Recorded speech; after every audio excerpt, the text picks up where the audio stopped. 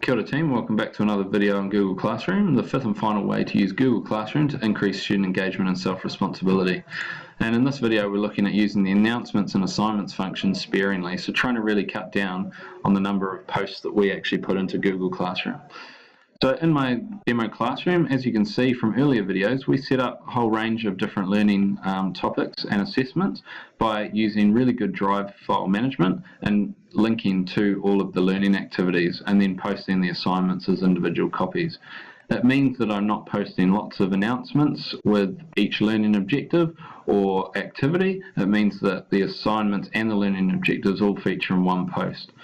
That way Google Classroom can be a great replacement for your learning management system, such as a Moodle or something, because we actually are able to see that timeline, that chronology of where we're going and how we can succeed.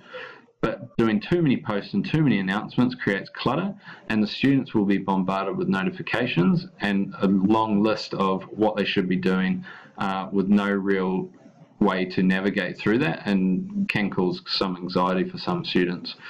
So we've looked at how we can set that up, the assignment flow, but also we can actually work by putting things more in focus for students, so allowing them to actually focus in on the one thing that they're working on at the time. And to be able to do that, we can actually, any post that's not sitting at the top in our latest post, we can actually click on the settings and say move to top. By moving to top, it's going to keep us in focus, and then students will navigate to Google Classroom and it will be the first thing that they see in your classroom. And now that you can see that the post is at the top, we now no longer have the ability to actually move it any further.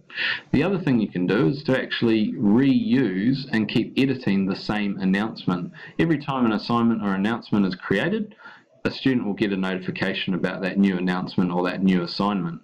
What we can do though is, if say it was a do now activity or a daily routine that you went through and the activity changed, you could go back and just edit the same post over and over to reduce the number of posts and also to reduce the number of notifications that those students get.